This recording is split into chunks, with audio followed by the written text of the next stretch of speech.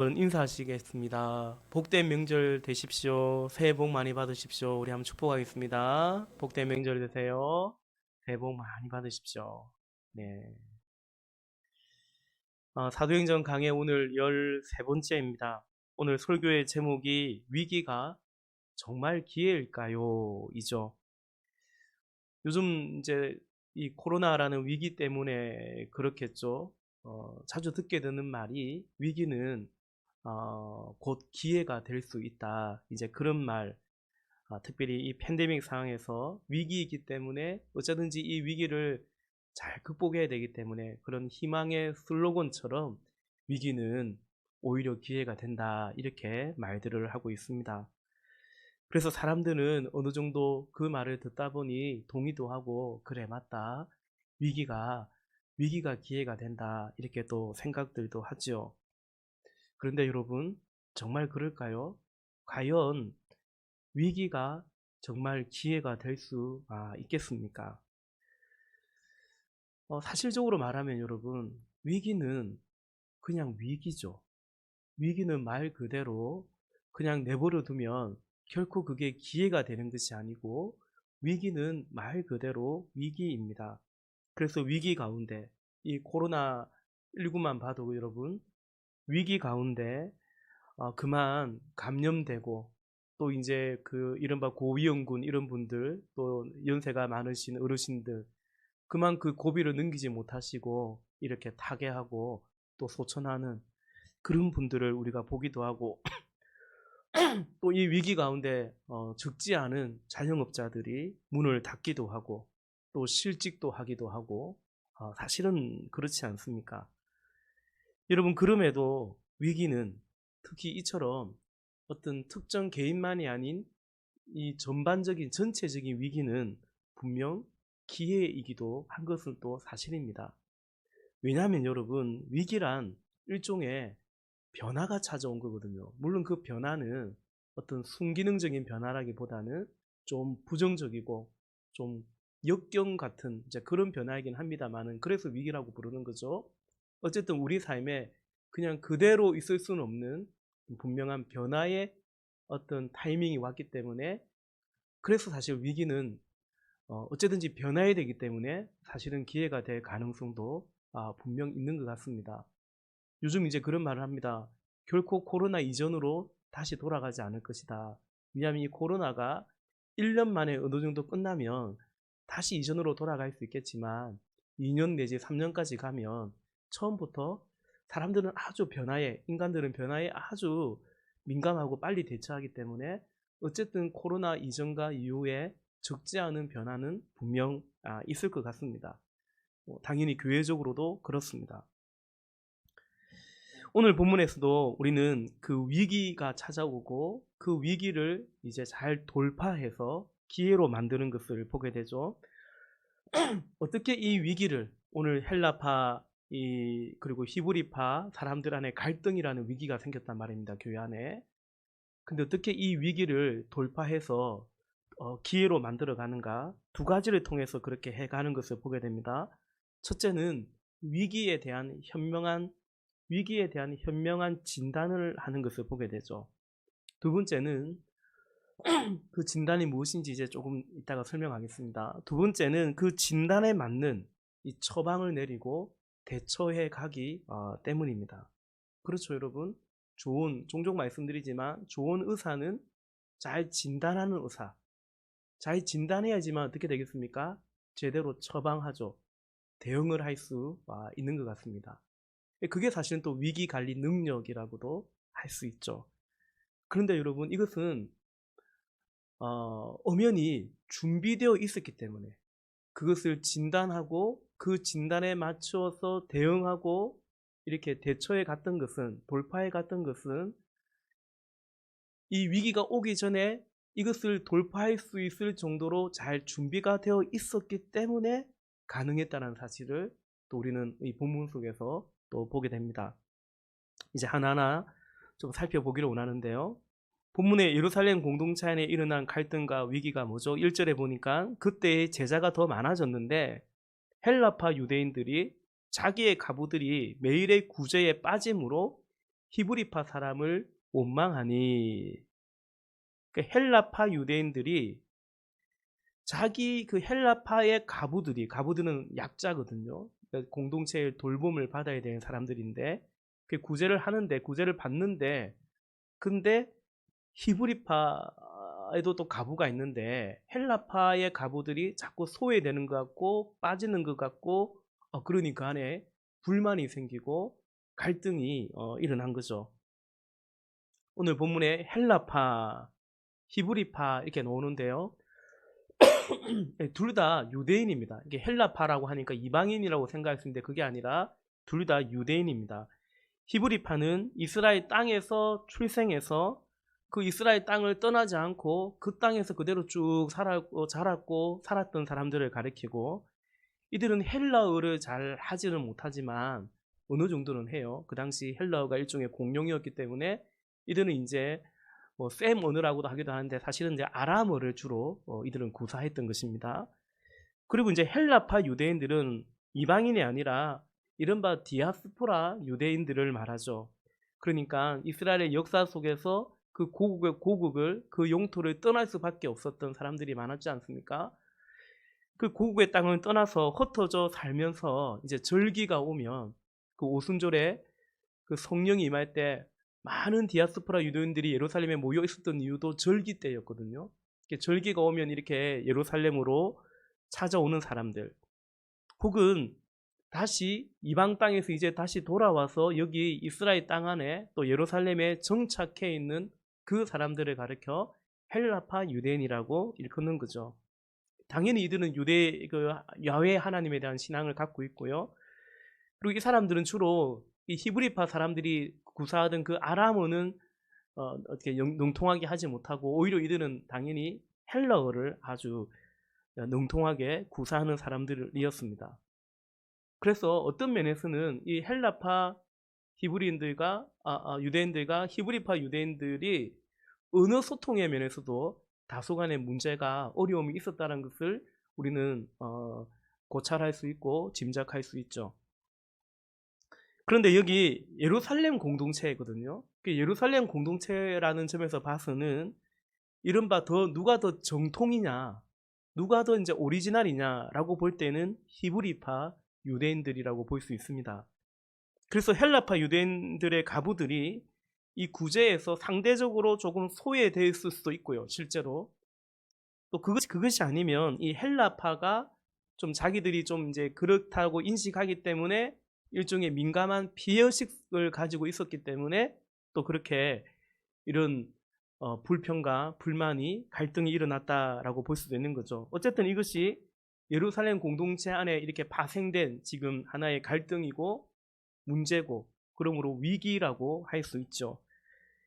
여기서 한 가지 우리가 유념할 것은 이 공동체가 어떤 공동체입니까? 성령이 임하고, 그죠? 성령이 충만하고 또 이제 다른 사람들도 아닌 바로 그 예수님의 직계 제자들 12사도가 다스리고 있었던 공동체, 그리고 우리가 오늘 본문 1절만 봐도 그때의 제자가 더 많아졌는데 이처럼 제자가 더 계속 많아지고 있고 부흥하고 성장하는 공동체였다라는 거죠. 그럼에도 이런 공동체, 이런 교회에도 뭐가 있었냐면 문제가, 갈등이, 위기가 있었다라는 것입니다. 여러분, 사실 예루살렘 교회는 우리가 이제 오늘 6장 보지만 쭉 5장까지 쭉 살펴본 것처럼 박해가 이미 시작되었죠. 이른바 그 당시에 종교 지도자들로부터의 박해가 핍박이 시작되었고요. 그 외부적인 공격이죠. 교회 밖에서의 외부적인 공격, 그로 인한 문제가 이미 있었습니다. 앞으로 더 심각해 더해져 가죠. 그리고 뿐만 아니라 오늘 본문에서도 교회 내부적인 문제가 이제 생기는 거거든요. 헬라파, 히브리파, 유대인들이 같은 성도끼리 이런 문제가, 갈등이 생기는데 사실은 이것이 처음이 아니고 이미 5장에서 우리가 무엇을 보았습니까? 아나니아와 삽비라 사건을 보았지 않습니까? 그것도 교회 안에 일어났던, 교회 안에서 있던 지체 안에 있었던 굉장히 좀 불순한 하나의 그런 사건이기도 했죠. 그래서 여러분, 우리가 확인하게 되는 것은 우리 개인이든 간에 혹은 공동체이든지 간에 위기나 어떤 갈등이 문제가 없을 수는 없다라는 거죠. 이 사람들이 문제투성이인 사람들끼리 딱 모였기 때문에 그런 게 아니에요. 이들이 지금 기도를 하지 않아서 그런 것도 아니에요. 이 교회가 지금 열심히 전도를 하지 않거나 뭐 그런 것도 그렇지 않았어도 그런 게 아니죠. 그죠? 그죠? 성령으로 충만하고 막 두들겨 맞으면서도 예수님의 이름으로 핍박받는 것을 오히려 기뻐하면서 여전히 나가서 복음을 전했고, 그래서 제자의 수가 더 이렇게 많아져 가고 있었고, 모이면 기도하고 모이면 말씀 배우고 흩어지면 또 전도하기를 힘썼던 그런 공동체였음에도 불구하고 갈등이, 문제가, 위기가 발생하더라라는 거죠. 그러므로 여러분, 우리가 어떤 우리 삶 가운데 위기가, 문제나 갈등이 없기만을 바라서는 안 되고요. 그래서 그것을 없기만을 바라거나 막 그것을 회피하려고만, 피하려고만 할 것이 아니라 언제나 우리의 삶 가운데 이런 일이 언제든지 있을 수 있다라는 사실을 미리 잘 알고, 그래서 그런 어떤 문제가 발생하면 그것을 오늘 본문의 사도들처럼 잘 인식하고 잘 진단하고, 그리고 이제 해결해 가야겠죠. 돌파해 가야 되는 것입니다. 무덤에나 가야 문제가 없을 것입니다, 여러분. 그러니까 이렇게 돌아가시면 이제 문제는 없습니다.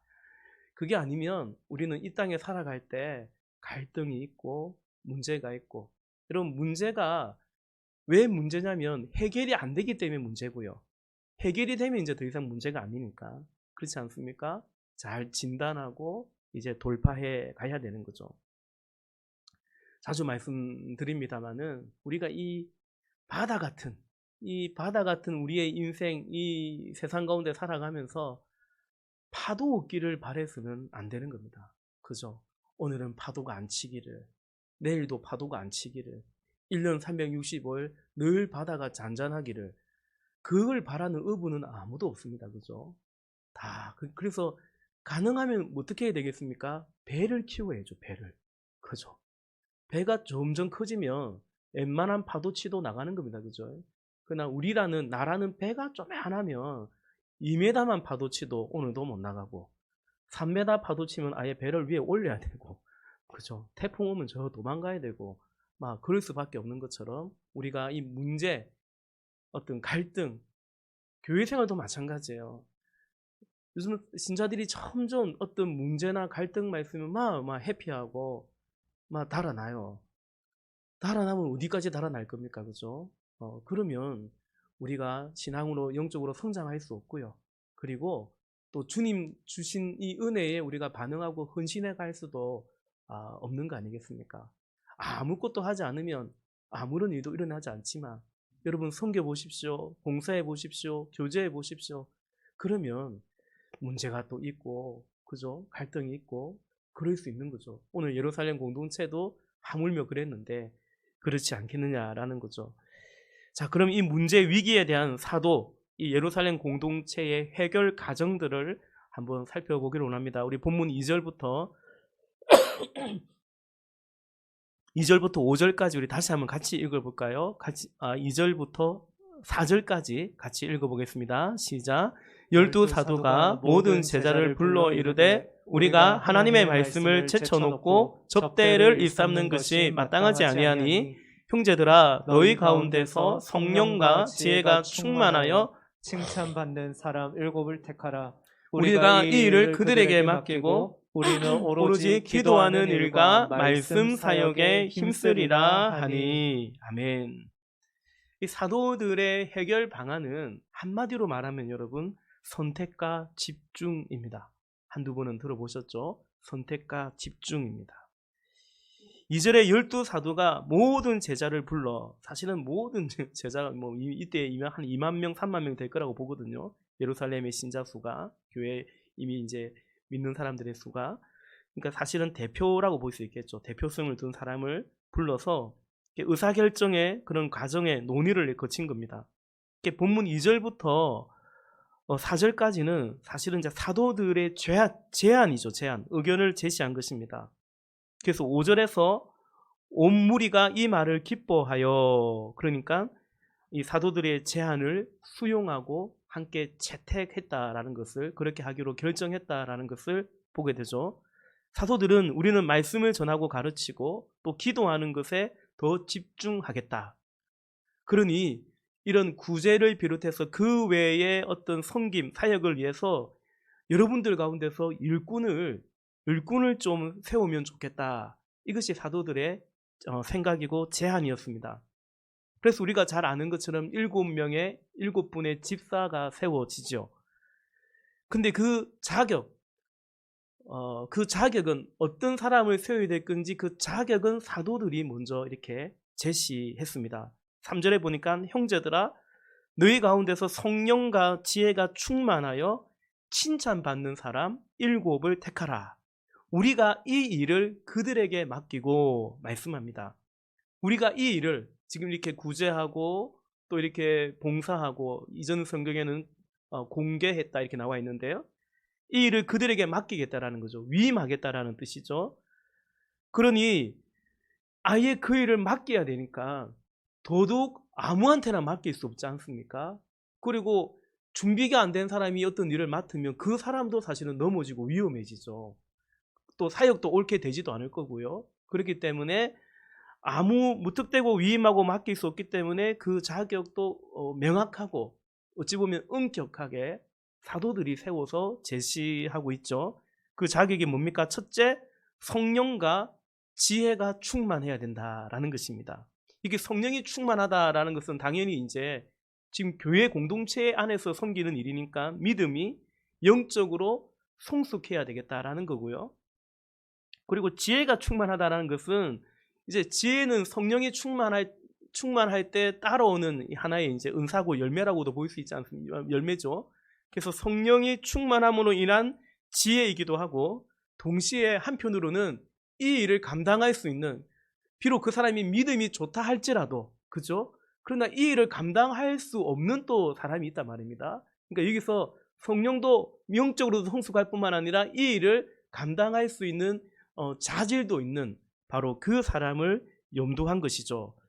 두 번째 자격은 뭐냐면 칭찬받는 사람 7, 칭찬받는 사람. 너희 가운데서 칭찬, 그러니까 사람들이 인정해주는 그 사람을 너희가 택하라. 너희 가운데서 인정받는 사람은 너희가 택하라 라는 것입니다. 그래야 해서 이들이 택해서 사도들에게 추천을 합니다. 6절에 보면 5절에 보면 이제 온 무리가 이 말을 기뻐하여 믿음과 성령이 충만한 사람 해서 이제 그 명단이 쭉 이름들이 나오죠. 그리고 6절에 사도들 앞에 세우니 사도들이 기도하고 그들에게 안수하니라. 아멘.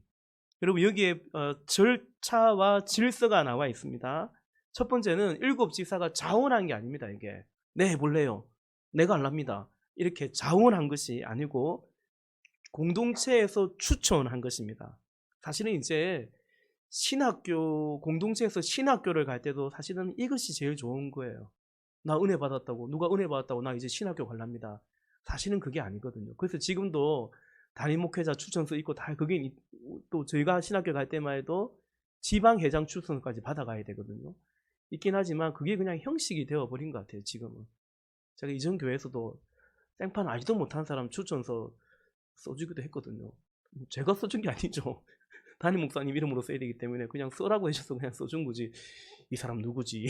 그러니까 그런 게 아니죠. 공동체가 원래 여러분 그래서 참 약간 옆으로 새 나가는 것 같지만 우리가 이제 앞으로 계속 공동체가 서가면서 우리 가운데에서도 이렇게 야 니는 신학교 가라.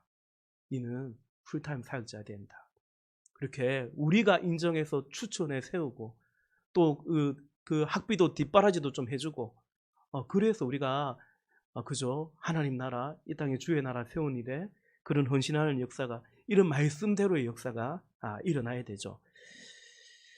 자문이 아니고 추천이고요. 그런데 앞서 그 추천의 기준이 정해져 있습니다. 그리고 마지막으로는 추천했는데 결과적으로는 사도가 이제 마지막 검토를 거쳤다라고 볼 수 있겠죠. 사도가 당회가 공회가 임명하고 이제 위임하죠. 안수했다라고 나와 있습니다. 여러분 이 절차와 질서는 지금도 이 교회나 오는 우리 지방이나 장로교는 노회죠. 총회에서 그렇게 하고 있습니다. 가령 한 교회 담임 목사를 청빙한다면 혹은 이제 장로님을 이렇게 세워가도 그죠? 그 기준이 헌법에 있습니다. 그냥 그 교회가 알아서 세우는 게 아니고 기준이 헌법에 있고요. 또 추천하여 교인들의 동의를 얻고 투표를 하고, 이번에 우리 장로님 세울 때도 그렇게 했지 않습니까? 그러나 최종적으로 공교회, 그러니까 여러분 이제 지방에서 교육도 하고, 또 이제 장로님은 사실 지방에서 시험도 치고 면접도 보거든요. 이제 그렇게 지방의 인사부, 심리부, 인사부를 거치게 되어 있습니다. 그래서 최종적으로 이제 그는 이제 임직식 할 때 이제 같이 안수해서 장로로 이렇게 또 세우고, 또 목사가 청빙된다면 그 모든 절차를 통과해서 이제 지휘권을 부여하고 그렇게 하는 거죠. 이게 불필요한 어떤 참 귀찮은 그런 행정 절차가 아니라 사실은 이제 성경적인 것이다라고 볼 수 있습니다. 대신에 그 안에 인간적인 어떤 이해관계나 불법이 들어가면 분명 안 되는 거죠. 자, 그렇게 해서 추천되고 임명, 안수를 받은 7 집사의 명단이 5절에 나와 있어요. 먼저는 추천되고 나중에 이제 이들이 위임받고 안수받죠. 5절, 온 무리가 이 말을 기뻐하여 믿음과 성령이 충만한 사람 스데반과 또 빌립과 부르고로와 니가노로와 디몬과 바메나와 유대교에 입교했던 안디옥 사람 니골라를 택하여. 아멘. 여러분, 본문에 제시된 여기 7 사람의 이름들이 우리는 그냥 잘 모르겠지만 모두 헬라식의 이름입니다. 그렇다고 여러분, 다만 이름이 다 헬라식이기 때문에 우리가 앞서 보았던 것처럼 이 사람은 히브리파가 아니고 다 헬라파 유대인, 헬라파 사람들인 갑다, 무조건 단정하기는 어렵습니다. 왜냐하면 당시에는 이미 이 헬라식의 이름을 히브리파라고 할지라도 헬라식의 이름을 가진 유대인들이 많았기 때문에 그렇긴 합니다. 그럼에도 이 7 집사의 전부 아니면 상당수는 헬라파 유대인이었을 것이다 라고 대체로 다 그렇게 이해를 합니다. 여러분, 여기서 우리는 이 예루살렘 공동체의 성숙을 보게 됩니다. 물론 성령께서 인도하셨겠지만, 이들이 기도하면서 뽑았겠지만, 어쨌든 사도의 지혜가 뭐냐면, 이런 갈등이 있을 때 사도들이 다 앞장서서 자기들이 해결하는 게 아니고 여러분이 택하시오라고 이렇게 책임 회피, 문제 회피가 아니라 그들에게 어떤 위임을 또 하죠. 그래서 그들이 이제 성령과 지혜가 충만하고 칭찬받는 사람을 세우는데, 근데 오늘 이들이 세웠는데, 이들이 추천했는데 여러분, 헬라파, 왜냐하면 헬라파 가부들이 구제에서 소외된 것 때문에 문제가 소원함이 있었단 말입니다. 그러니까 이 7 지사를 세울 때 그 일을 맡길 때 이제 이 헬라파 사람들을 집중해서 세워가는 것을 사실은 보게 됩니다. 이게 사실은 예루살렘 공동체가 참 성숙한 거죠. 이 갈등의 배경이 말씀드린 것처럼 헬라파 유대인들의 불평이라면 불평이었지 않습니까? 그런 점에서 어쨌든 더 기득권을 가진, 특히 헬라파 사람들은 그런 피해의식, 자격지심이 있기 때문에 더 기득권을 가진 이 히브리파 유대인들이 공동체 안에서 간용과 양보와 배려를 이뤄간 것을 우리는 짐작할 수 있는 거죠. 여러분, 어떤 식으로든지 주의 몸된 교회에서 파가 나뉘는 것, 그래서 분열되고 갈등되는 것은 주님이 기뻐하시는 주의 뜻은 아닌 것입니다. 그렇죠? 또 그것은 육체의 일은 현저하니 그러면서 파당짓고 그렇게 나누는 것은 육체의 일이지 결코 성령의 일이 아니라고 사도도 분명히 가르치고 있죠. 여러분, 이렇게 이때 양보하고 배려하는 사람들이 결국은 성숙한 사람들이거든요. 여러분, 그렇지 않습니까? 지금 예루살렘 교회에서 그 사실을 우리는 확인하게 됩니다. 그렇게 해서 본문은 이런 헬라파, 히브리파 사람들의 어떤 갈등, 특별히 헬라파 사람들이 피해의식을 느끼며 소원해했던 그 어떤 갈등, 위기가 아름답게 잘 극복되었음을 우리는 본문 안에서 보게 되죠. 그런데 여러분, 여기에서 한 걸음 좀 더 들어가고자 합니다. 첫째는 과연 무엇이 위기인가? 그래서 그 가운데 어떻게 그 위기가 진실로 기회가 되었는지 조금 더 들어가서 보고자 합니다. 그러니까 본문의 표면적인 위기는 뭐냐 하면 구제에서 헬라파 사람들이 구제에서 소외되었다라는 거. 그것이 사실이든 아니든 그들이 그렇게 느끼고 있고 불평불만이 있었다라는 거거든요. 그게 표면적인 이 공동체 안의 위기였습니다. 그런데 사도들은 다만 그것만이 아니라 그 드러난 위기 내면에 있는 내면적인 위기를 간파했던 것입니다. 그것은 다름 아닌 어떤 선택과 분담 그리고 집중에 대한 위기라고 본 거죠. 무슨 말이냐면 여러분, 원래 사도들에게 주어진 명령은 그 마태복음 28장에서 그죠? 예수님께서 이 사도들에게 주신 당부하신 사명이 뭡니까? 내가 너에게 분부한 모든 것을 가르쳐 지키게 하라. 그죠? 그리하여 궁극적으로 제자를 삼으라. 이것이 사도들에게 예수님이 분부했던 사도들이 맡고 있던 사명이었던 것입니다. 그리하여 사도들이 그 말씀 그대로 순종했더랬죠. 우리 그 사도행전 2장에 보면 사도행전 2장 42절에 보면 그들이 사도의 가르침을 받아 서로 교제하고 떡을 떼며 오로지 기도하기를 힘쓰니라. 오순절에 성령이 임하고 이들이 날마다 모이기를 힘썼는데 그렇게 모이면 그들이 어떻게 했냐면 사도들이 그들을 가르쳤어요. 그들이 그렇게 모이기를 힘썼고 모이면 그렇게 사도의 가르침을 쭉 받았던 것입니다. 사도들은 바로 그 일에 그러니까 기도와 말씀 사역에 집중하고 그리고 힘써 왔습니다. 그런데 점점 사람들이 많아지고 또 시간이 지나면서요. 여러 사역들이 더 확장되고 늘어나면서 이제 사도들이 어떤 행정적인 일, 또 이렇게 오늘 구제하는 일, 또 이제 신방하는 일, 혹은 뭐 상담하는 일 등등의 일들이 많아졌던 거죠. 오늘 사도는 바로 그것을 위기라고 본 거예요. 다만 헬라파 가부들이 불평하고 불만하게 되는 그것만이 아니라 오늘 가만히 보니까 우리가 지금 뭐 하고 있지? 우리 사도들이 지금 너무 이런저런 일을 하면서 지금 현재 그러고 있었다라는 사실을 이제 본 거죠. 그것을 진짜 위기라고 오늘 이 사도들이 생각을 한 것입니다. 그래서 오늘 본문 2절에서 우리가 하나님의 말씀을 제쳐놓고 접대를 일삼는 것이 마땅하지 아니하니 결코 이 일이 소중하지 않은 일, 하찮은 일, 그런 일이 아니라 당연히 구제하고 봉사하는 것이 그것도 너무 선한 일이고 좋은 일이지만 그러나 사도들 입장에서는 하나님의 말씀을 제쳐놓고 다른 이런 일을 힘쓰는 것이 마땅하지 않다라고 판단한 거죠.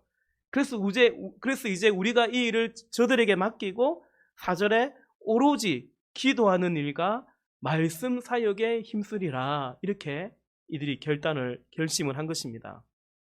여러분 오늘 세워진 7 집사가 자격이 뭐였습니까?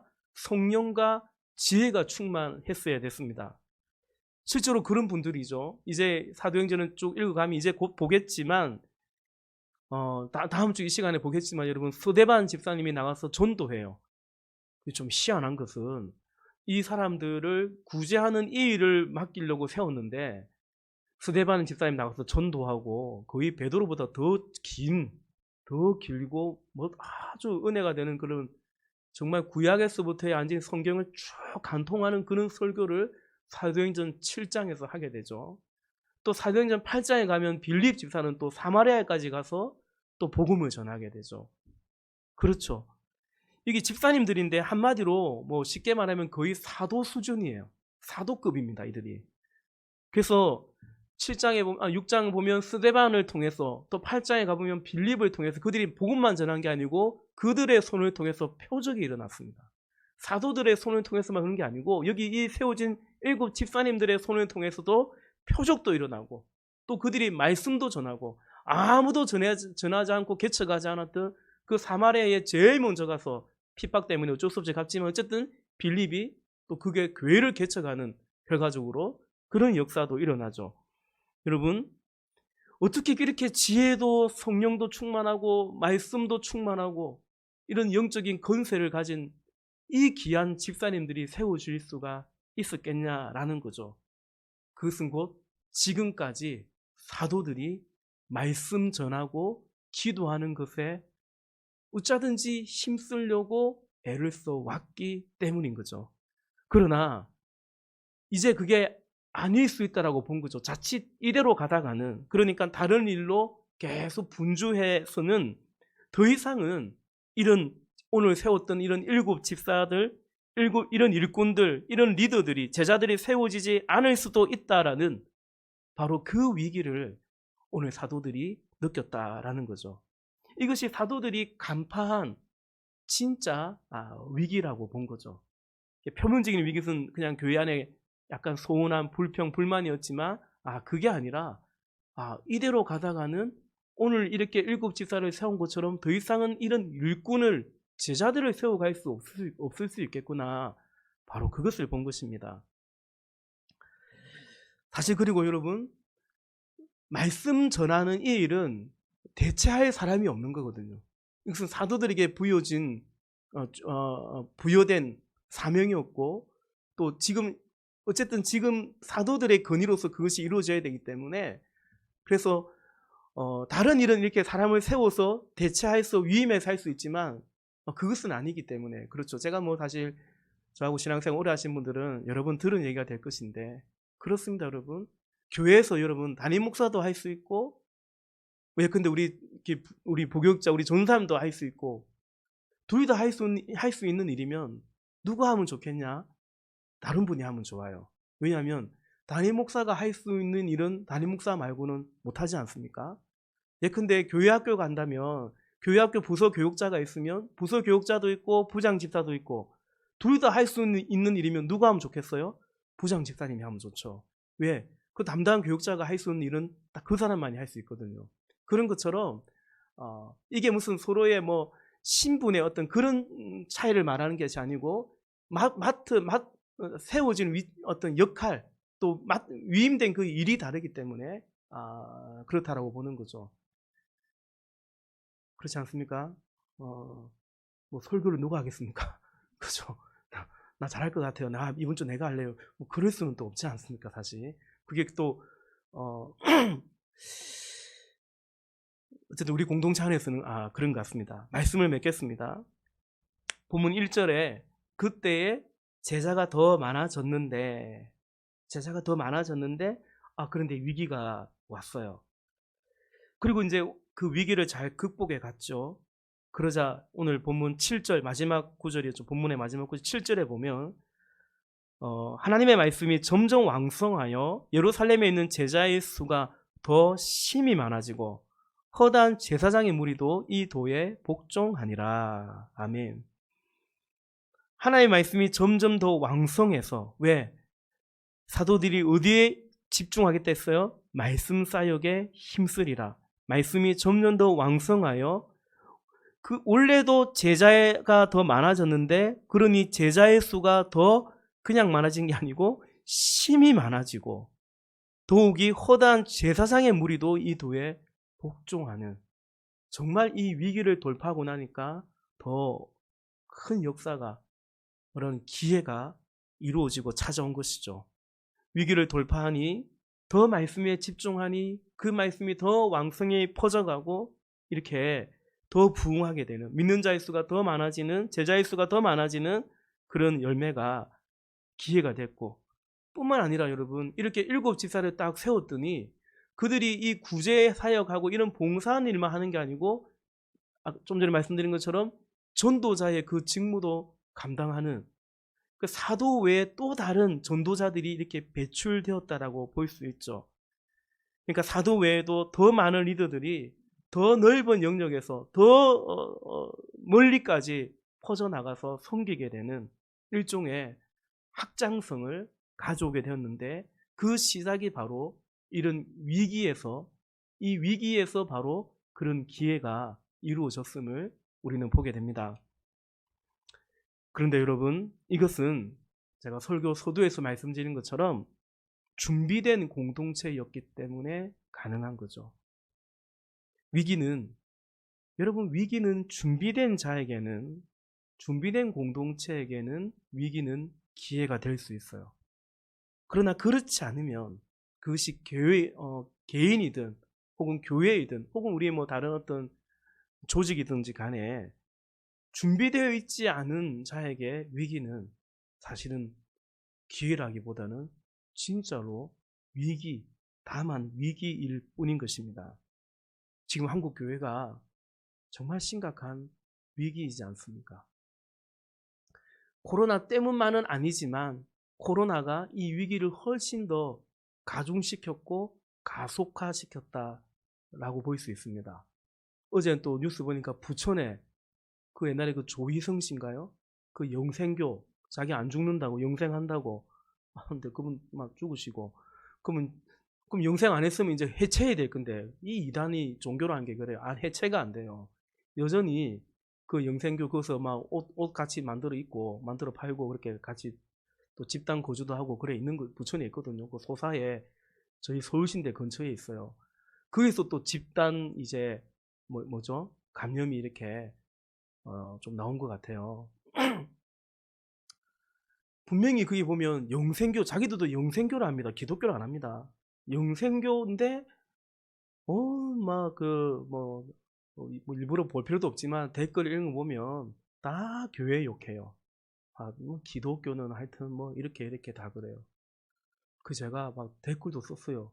기독교 아닙니다. 지네도 영생교를 안 합니까 지금 이렇게. 그리고 종교의 자유가 있는데 우리가 어찌합니까 그죠? 영생교 믿겠다는데 우리가 어찌합니까 그죠? 뭐 그 어떻게 일일이 어떻게 다 쓰겠어요 이거 수만 개를 어떻게 다 쓰겠어요. 또 써본들 그 사람들이 교회 아니구나 이렇게 깨닫고 그런 것도 안 있고 어쨌든 무조건 교회를 비방합니다. 그런데 그런 외부적인 것이 어쩌면 진짜 위기가 아니라 우리 안에서 그죠? 여러분 교회가 핍박이 와서 교회가 무너진 적이 없습니다. 2000년 교회 역사 속에서 그쵸? 오히려 교회 안에서 쓰고 곪을 때 교회는 스스로 자멸했죠. 그렇습니다. 그래서 여러분 지금 신천지가 이런 위기 속에 무너질 것 같습니까? 안 무너집니다. 이른바 박해, 핍박받고 있는 거거든요. 그런 프레임으로 자기들을 딱 이렇게 똘똘 뭉쳐있기 때문에 우리야말로 주의 제자 아니겠나. 을을 위하여 박해를 받는 자 아니겠나. 이러면서 지금 똘똘 뭉쳐 있을 가능성도 적지 않아요. 그러니까 여러분 사실은 진짜 위기는 내부적인 물론 얼마 못 갈 겁니다. 그 안에 진리가 없기 때문에 결국은 끝이 나야죠. 그러나 언제든지 또 다른 또 그런 이단들이 또 그런 게 얼마든지 생길 수 있거든요. 여러분 지금 교회가 코로나 상황 속에서 예배를 못 드리는 위기 또 그것이 어찌 보면 좀 공정하지 않고 공평하지 않다.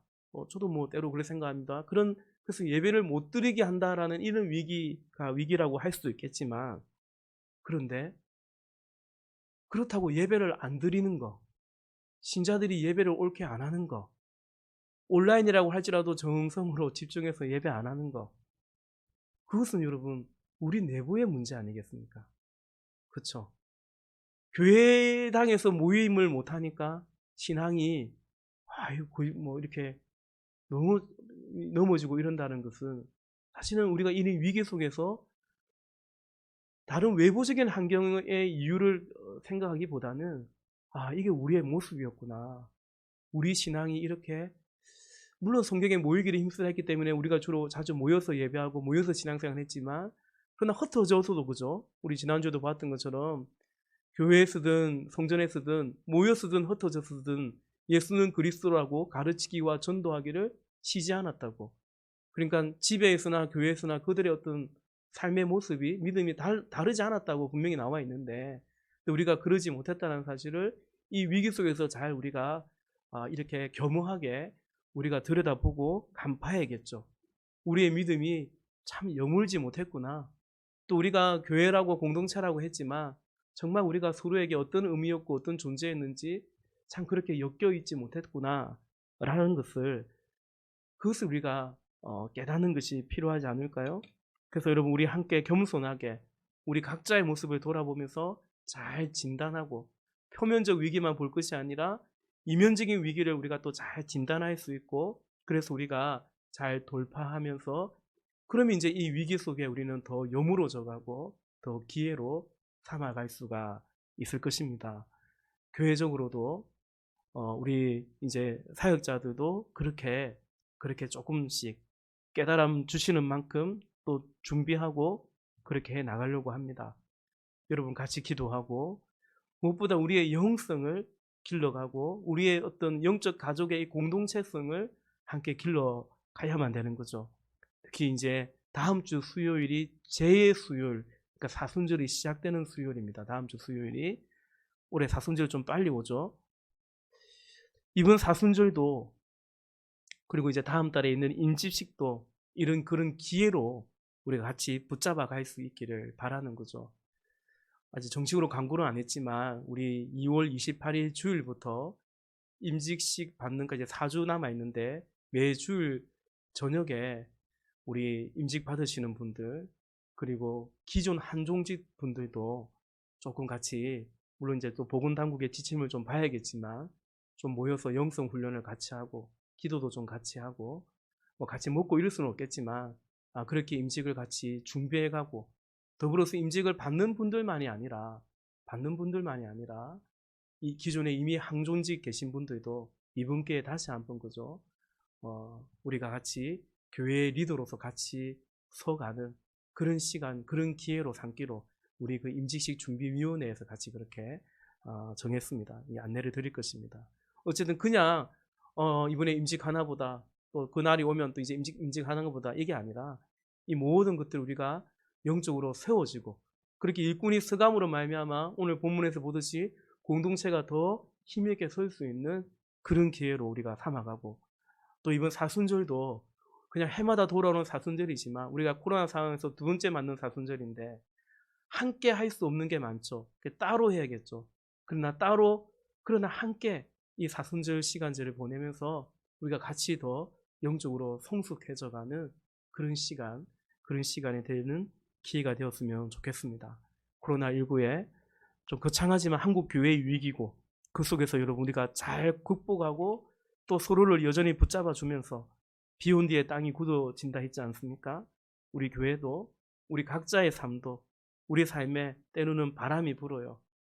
태풍 같은 게 위기가 옵니다. 그때 여러분 그 태풍이 한번 휘저줘야 바다가 그죠 이렇게 온도도 좀 내려가고 그래야 그 뭐가 없어집니까? 그 적조도 없어지고 이런 것처럼 오늘 우리 삶에 오는 그런 태풍 같은 위기가 내버려 두면 그냥 위기죠. 쓰러지고 넘어질 수밖에 없겠지만 이때 우리가 정신 바짝 차리고 더 주님 앞에 끼어 있음으로 말미암아 오늘 이 사도들이 이렇게 잘 위기를 진단하고 잘 돌파해감을 통해서 진짜 기회로 삼아간 것처럼 오늘 우리 교회가 우리 모두가 그럴 수 있는 그 은혜와 복이 넘치기를 주의 이름으로 축복합니다. 같이 기도하겠습니다.